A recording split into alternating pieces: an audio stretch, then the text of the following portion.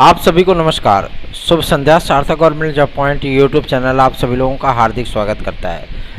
Channel पर नए हैं तो चैनल को सब्सक्राइब, वीडियो को लाइक, शेयर ये 3 कार्य कर लेंगे और बेल आइकन दबा करके रखेंगे तो आपको नोटिफिकेशन मिल जाएगा और आप उसे शेयर कर सकेंगे। याद रखें, आप सभी बीएड भाई बहनों के लिए, साथ ही साथ चाहे वो वैकेंसीज जारी कराने के लिए हों या आपके हितों की रक्षा करने के लिए हों, आपके बहुत से भाइयों के हम छोटे भाई भी होंगे और बहुत से भाई बहनों के हम बड़े भाई भी होंगे, है ना। तो जिस रूप में आप सभी लोग हमें देखते हैं या मानते हैं, अपना स्नेह और आशीर्वाद हमें प्रदान करते हैं, उसी रूप में आप सभी लोगों को मैं प्रणाम करना चाहता हूँ। चलिए खबरों की शुरुआत करेंगे। जैसा कि आप जानते हैं, आज स्वतंत्रता दिवस है और सबसे बड़ी चीज़ ये है कि आज के ही दिन ऐसी बातें प्रधानमंत्री तक हम लोगों ने प्रेषित कराई हैं, और वो भी ऐसा नहीं कि केवल हम ही लोगों ने किया है, हम लोगों ने नहीं किया है। प्रधानमंत्री तक जो बातें प्रेषित की गई हैं, जाहिर सी बात है वो सांसदों के माध्यम से कराई गई हैं, क्योंकि सारी चीज़ें आप सभी लोगों को मैं बताना चाहता हूँ। जो सर्वोच्च न्यायालय ने बीएड के विद्यार्थियों को अनएलिजिबल किया है, उसके बहुत से रीजन हैं, ठीक है ना। और एनसीटीई ने एमएचआरडी मिनिस्ट्री और साथ ही साथ आप लोगों को मैं बताना चाहता हूं कि केंद्र सरकार को कल की तारीख में पत्र लिख दिया, और यह उनका पॉलिसी मैटर था। किसका पॉलिसी मैटर था? मतलब केंद्र सरकार का यह पॉलिसी मैटर था, जिसकी वजह से एनसीटीई ने आरटी एक्ट के तहत, मतलब आरटी एक्ट को ध्यान नहीं दिया उन्होंने और बीएड को सम्मिलित कर लिया। आखिर अब केंद्र की मंशा क्या है, केंद्र की तैयारियां क्या हैं, उसके विषय में भी मैं आप सभी लोगों से चर्चा करूंगा। क्योंकि कहते नहीं है कि जो मंत्रिमंडल होता है या जो मतलब पार्टी के सांसद होते हैं, ठीक है ना, या पार्टी के जो कार्यकर्ता होते हैं, वो सरकार की गतिविधियों को बहुत अच्छी तरीके से समझते हैं और जानते हैं। मैं आप सभी लोगों को सारी अपडेट दूंगा। वीडियो में एंड तक जरूर बने रहा करें और चैनल को सब्सक्राइब करके शेयर अवश्य किया करें। आपके हक की लड़ाई लड़ रहा हूं, तो जाहिर सी बात है आप सभी लोगों से धन की नहीं बल्कि आपके सहयोग और आशीर्वाद की आवश्यकता है हमें, ठीक है ना। आप जितना ही सहयोगात्मक रवैया अपनाएंगे, जितना ही आप सहयोग करेंगे, जाहिर सी बात है हमें उतनी ही मजबूती मिलेगी लड़ाई करने की। अरे ऐसी लड़ाई नहीं भाई, आपके हितों की रक्षा की लड़ाई, ठीक है ना। चलिए, दरअसल आज बहुत से सांसद,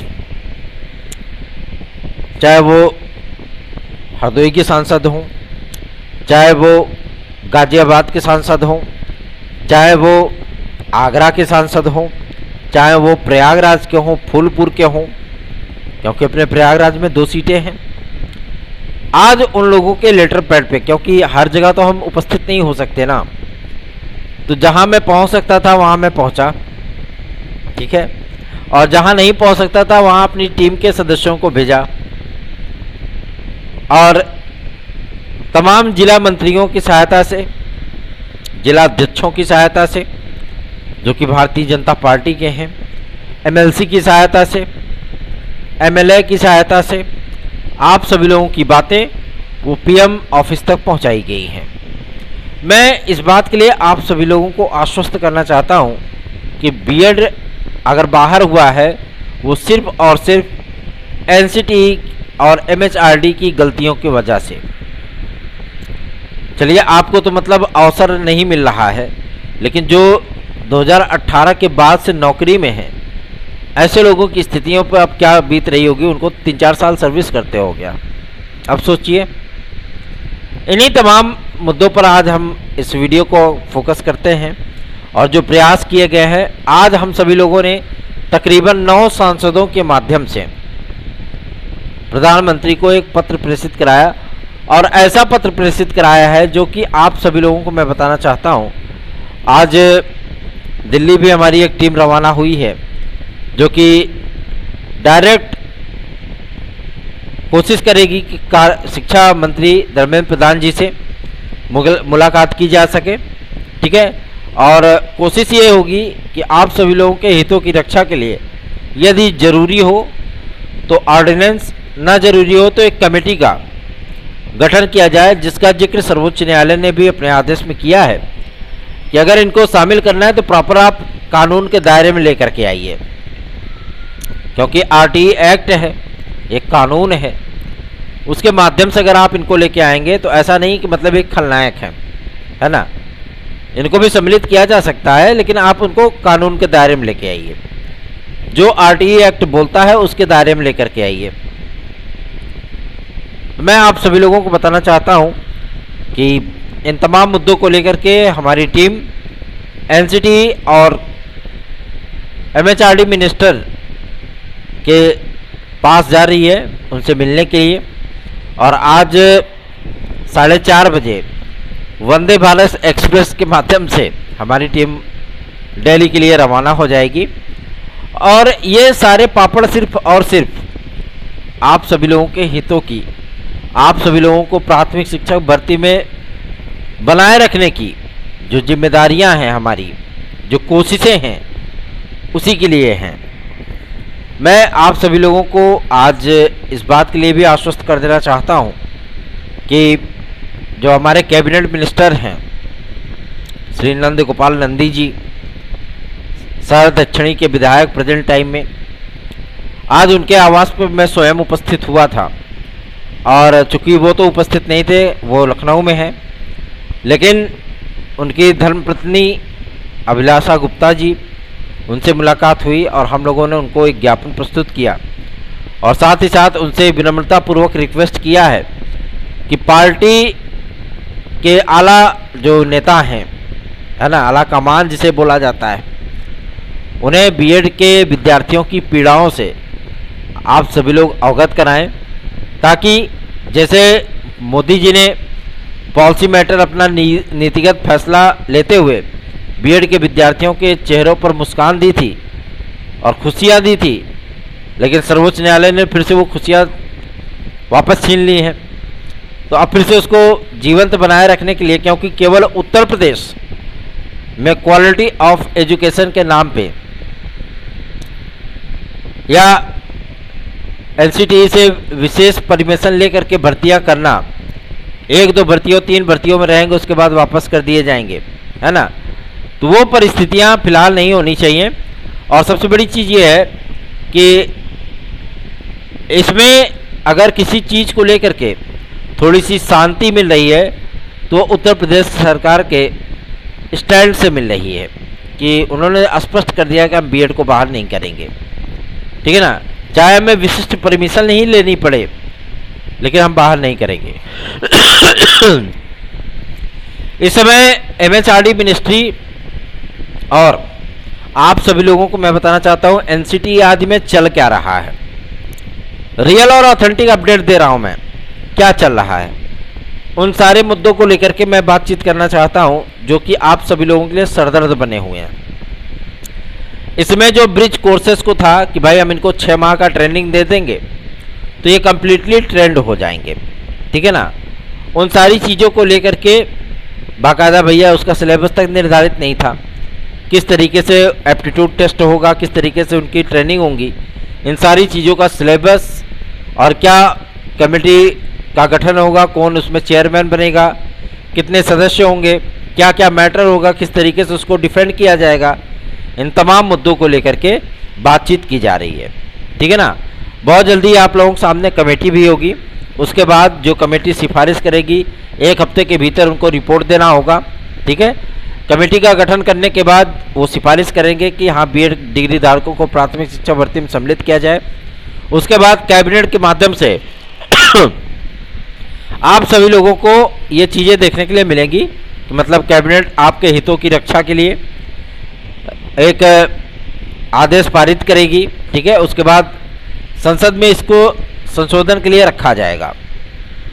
जाहिर सी बात है बीएड सम्मिलित हो रहा है तो उसको प्रॉपर कानून के माध्यम से ही लाया जाए तो ज़्यादा बेहतर है, ताकि हमेशा के लिए डीएलएड, बीटीसी, बीएड आदि के जो विवाद रहते रहे, जब भी देखिए तो कोई ना कोई हाई कोर्ट पहुंचा ही रहता था।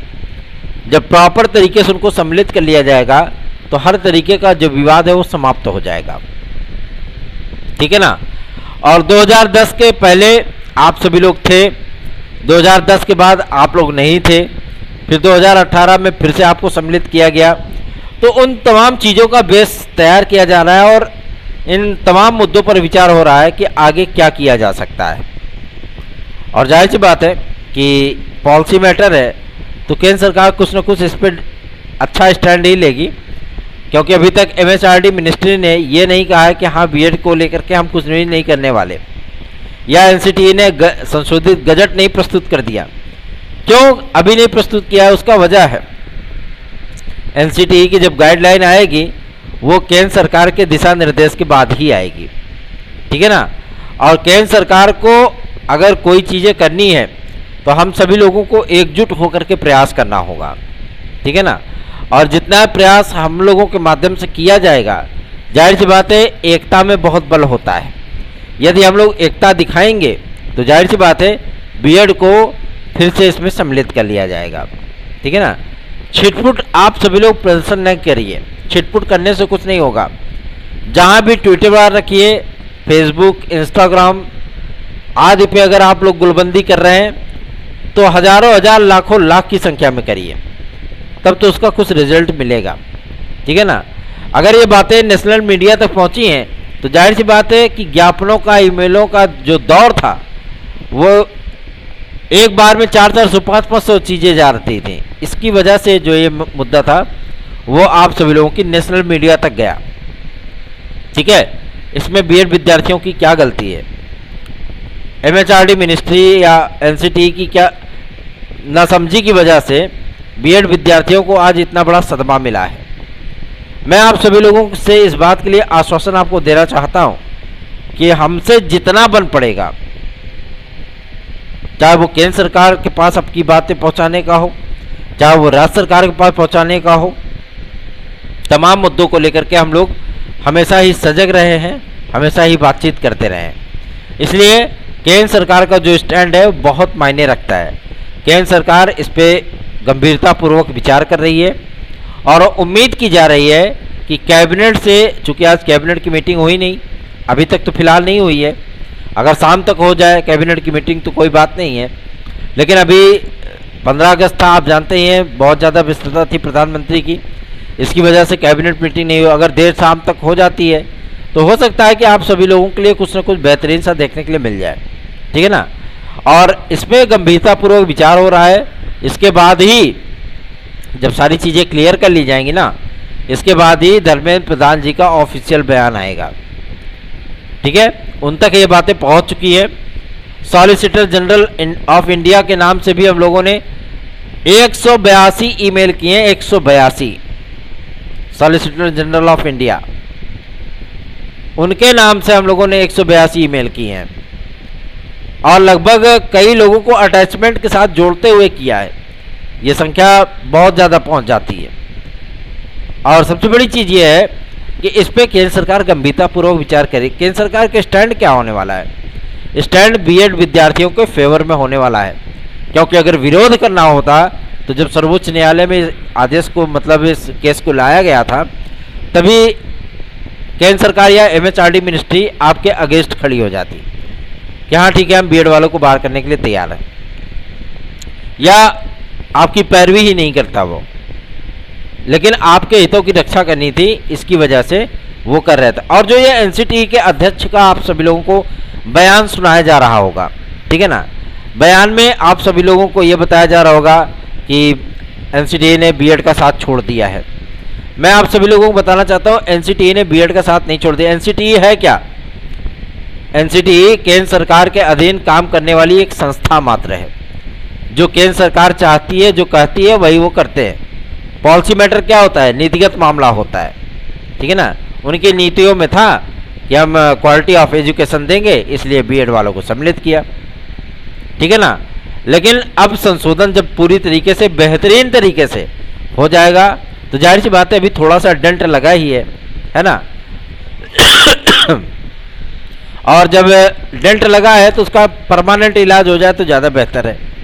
जब आपको किसी भी प्रकार का कोई प्रॉब्लम होती है तो आप ऑपरेशन से भागते हो कि एक बार सोचते हो कि एक बार ऑपरेशन करा लेंगे, दर्द सह लेंगे, हमेशा के लिए ठीक हो जाएंगे। तो ये कंडीशन वही है। दर्द हो रहा है, मैं जानता हूँ, मैं आप सभी लोगों की तकलीफों पर से बहुत अच्छी तरह वाकिफ़ हूँ, इसीलिए तो 2 दिन से मैं शाम की वीडियो नहीं डाल रहा, इसीलिए मैं भटक रहा हूँ, चारों तरफ जा रहा हूँ, ईमेल भेज रहा हूँ, ज्ञापन दे रहा हूँ, सिर्फ आप सभी लोगों के हितों की रक्षा के लिए। प्रयास हम लोगों का पूरा है, ठीक है ना। और सबसे बड़ी चीज़ यह है कि केंद्र सरकार आप सभी लोगों के साथ खड़ी है, और चूँकि योगी और मोदी जी की बहुत बनती भी है, और योगी जी ने भी इस बात का लेटर लिखा है कि एनसीटी और केंद्र सरकार इस पर गंभीरतापूर्वक विचार करे, क्योंकि ये मुद्दा केवल 1 या 2 विद्यार्थियों का नहीं है, या 10-20 हज़ार विद्यार्थियों का नहीं है, ये मुद्दा तकरीबन 2.25 करोड़ बीएड छात्रों का है, ठीक है ना। तो इसलिए ये सारी चीज़ें की जाए। और कक्षा 1 से लेकर के 12 तक बीएड की डिग्रियां नहीं पढ़ा सकती। बीएड की डिग्रियां हमेशा ही माध्यमिक लेवल पे वैलिड की गई हैं, हमेशा से ही रही हैं। अगर आपको डीएलएड और बीटीसी वालों को भी अनिवार्य करना है तो कर दीजिए, कोई दिक्कत नहीं है, कोई प्रॉब्लम नहीं है। डीएलएड और बीटीसी वालों को भी माध्यमिक लेवल तक कर दीजिए, क्या दिक्कत है ना। अगर उनको 1 to 8 रखना है तो वो भी कर दीजिए, कोई दिक्कत नहीं है ना। लेकिन सबसे बड़ी चीज़ ये होती है कि हमें अवसर की समानता, अगर फंडामेंटल्स की बात की जाए तो हमको भी तो अवसर की समानता चाहिए ना, है ना। अगर हमने भी वो कोर्स किया है जिसमें प्रॉपर तरीके से सारी चीज़ें बीएड वालों को भी ट्रेंड किया जाता है, और 2 वर्ष का कोर्स होता है, बाकायदा इनको विद्यालयों में भी प्रैक्टिकल देने जाना पड़ता है, बाकायदा लेसन प्लान तैयार करते हैं, तो जाहिर सी बात है ब्रिज कोर्स में किन किन बातों का उल्लेख किया जाना है, किन किन सिलेबसों का उल्लेख किया जाना है, ये तो तय एनसीटी ही करेगी ना। जब एनसीटी ही करेगी तो उसको करने दिया जाए, और केंद्र सरकार अपना स्टैंड क्लियर ही कर रही है, ठीक है ना। तो इसमें संशोधन होगा और प्रॉपर तरीके से संशोधन होगा, ठीक है। और उम्मीद की जा रही है कि 1-2 दिन में आप सभी लोगों को शिक्षा मंत्री जी महोदय का बयान भी देखने के लिए मिल जाएगा। 2-4 विद्यार्थियों ने हमारे पास व्हाट्सएप मैसेज किया था कि भैया ऐसे ही तो मतलब शिक्षा मित्रों का मैटर था, तदर्थ शिक्षकों का मैटर था, सर्वोच्च न्यायालय से आदेश आने के बाद वो सब पैदल हो गए। सर्वोच्च न्यायालय से आदेश आने के बाद क्या शिक्षा मित्र पूरी तरीके से बाहर हो गए? अब कहीं उत्तर प्रदेश में शिक्षा मित्र नहीं है?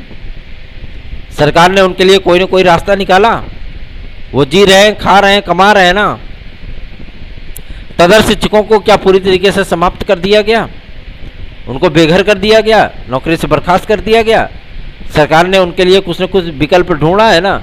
हाँ, उनको एक परमानेंट टीचर के तौर पे नहीं देखा जा रहा है। और यही नियम और शर्तें जो ब्रिज कोर्स वाला पूरा मैटर है, इसका सिलेबस तैयार करने के लिए एमएचआरडी मिनिस्ट्री ने जिस कमेटी का गठन किया है, ठीक है ना, ये बाकायदा सिलेबस इसका तैयार होने के बाद एक प्रॉपर कमेटी बनाई जाएगी जिसमें इन तमाम मुद्दों को लेकर के चर्चा परिचर्चा होगी, और उस कमेटी की सिफारिश के दम पे ही आरटीई एक्ट में संशोधन होगा। संशोधन होने के बाद बीएड छात्रों को परमानेंट आपके प्राथमिक शिक्षा भर्ती में हमेशा के लिए सम्मिलित कर दिया जाएगा, ठीक है ना। और मैं इस बात के लिए आप लोगों को आश्वस्त करना चाहता हूं, केंद्र सरकार में इतनी हिम्मत नहीं है कि वो बीएड छात्रों को इग्नोर कर सकें, समझ रहे हैं ना। क्योंकि अगर 2-4, 10,000, 20,000, 50,000 या लाख 2 लाख भी होते तो भी इग्नोर कर देती गवर्नमेंट, लेकिन भैया करोड़ों में संख्या है। पूरे भारत देश के बीएड छात्रों का भविष्य इस समय दांव पे है। टेट सीटेट के सर्टिफिकेट दांव पे हैं। तो जाहिर सी बात है ये मुद्दा बहुत गंभीर है, और शासन, केंद्र प्रशासन इस पे बहुत गंभीरतापूर्वक विचार भी कर रहा है। एनसीटीई की गाइडलाइन अभी फिलहाल नहीं आ रही है, ठीक है ना। सर्वोच्च न्यायालय का जो आदेश आया है, लगातार मीटिंगों का दौर चल रहा है, और इसमें जो चीज़ें सम्मिलित की जाएंगी, जाहिर सी बात है एनसीटीई इकलौता ऐसा संस्थान नहीं है कि उन्होंने कह दिया इतिश्री तो हो गया इतिश्री। इस पे केंद्र सरकार की पूरी पकड़ है, और केंद्र सरकार ने ही इस संस्था को सम्मिलित मतलब बनाया है संसद के माध्यम से। तो जाहिर सी बात है कि जो चीज़ें होंगी वो संसद के माध्यम से ही होंगी और कैबिनेट के माध्यम से ही होंगी। पूर्ववत स्थितियों को बहाल रखने के लिए हम लोगों ने जो प्रयास शुरू किया है कि इस पे अध्यादेश लाया जाए, ऑर्डिनेंस लाया जाए, इस पर भी न्याय मंत्रालय जो मतलब कानून मंत्रालय है, इस पर भी विचार चल रहा है। सॉलिसिटर जनरल ऑफ इंडिया, कानून मंत्री आदि की लगातार मीटिंगें चल रही हैं, ठीक है ना। और इस पे अटॉर्नी जनरल देखते हैं क्या कुछ बोल सकते हैं, महान्यायवादी क्या कुछ बोल सकते हैं, क्या कुछ समझ सकते हैं, जो विशेषज्ञ होते हैं उनकी क्या राय है, ठीक है ना। नीतिगत मामलों के जो मंत्री है, कार्मिक विभाग के जो मंत्री हैं, सब लोग मीटिंगों का दौर जारी है। तो जाहिर सी बात है कुछ ना कुछ बेहतरीन सा देखने के लिए मिलेगा। और मैं आपको गारंटीड ये बात कर रहा हूँ, गारंटीड ये मामला विस्तृत बेंच में जाना तय है, और वो भी किसके माध्यम से, केंद्र सरकार के ही माध्यम से। विस्तृत बेंच में इस मामले का जाना तय है, ठीक है ना। और जो संशोधन में जो त्रुटियां रह गई थी उन संशोधनों को पूरा करने के लिए, पूरा रखने के लिए केंद्र सरकार भी प्रयास कर रही है कि उन सारी त्रुटियों को दूर किया जाए, जिसकी वजह से सर्वोच्च न्यायालय का, मैं ये नहीं कहता सर्वोच्च न्यायालय का आदेश गलत आया है, सर्वोच्च न्यायालय ने नीति संगत, न्याय संगत आदेश किया है। ये गलतियां किसकी थी, एनसीटी और एमएचआरडी मिनिस्ट्री की, ठीक है ना। उन्होंने कहा, उन्होंने कर दिया, है ना। अगर आरटीई एक्ट संशोधित कर रहे हैं तो उसको प्रॉपर तरीके से करिए। जैसे मंडल कमीशन बनाया गया था, मंडल कमीशन, तो हमारे ओबीसी भाई बहनों को आरक्षण मिला 27%, है ना। उसके बाद बहुत से ऐसे कमीशन बनते रहते हैं जो कर सुधार के लिए, विमुद्रीकरण के लिए, दुनिया भर के मैटर को लेकर के कमीशन बनते रहे हैं और उनकी रिपोर्ट आती रही है और काम होता रहा है, ठीक है ना। तो इन्हीं सारी चीज़ों, अब तेंदुलकर समिति की रिपोर्ट आई थी, आपको याद होगा, जिसमें मनमोहन सरकार की बड़ी किरकिरी करवाई थी, है ना। तो इन तमाम चीज़ों को लेकर के ऐसे ही कमेटियां बनती रहती, रिपोर्ट आते हैं, उसी रिपोर्ट के आधार पर फिर जो है वो काम किए जाते हैं। तो आप लोगों को चिंतित होने की आवश्यकता नहीं है भाई। अभी थोड़ा सा पीड़ा जरूर हो रही, मैं उस बात को समझ सकता हूँ, लेकिन मैं भी बैठा नहीं हूँ चैन से। चलो भाई हम तो नौकरी पा गए, हमको क्या दिक्कत है ना। हम चैन से नहीं बैठे हैं, हम आप सभी लोगों के हितों की रक्षा के लिए रात दिन खाक छान रहे हैं। कल भी 10 बजे रात आए थे आप सब लोगों को हितों की रक्षा के लिए। अगर आपको पता होगा तो मतलब जो भाई बंधु हमसे पर्सनली हमारे नंबर पे कॉल करके बात करते हैं, वो जानते हैं कि आप लोगों के लिए हम कितना प्रयास करते हैं, ठीक है ना। जीवन में सुकून नहीं है, सिर्फ आप सभी लोगों की समस्याओं को लेकर के कार्य कर रहे हैं। और ऐसा भी नहीं कि आगे चलकर हमको नेता बनना है, नहीं, हम अपने ही रोजगार में बिल्कुल खुश हैं, ठीक है ना।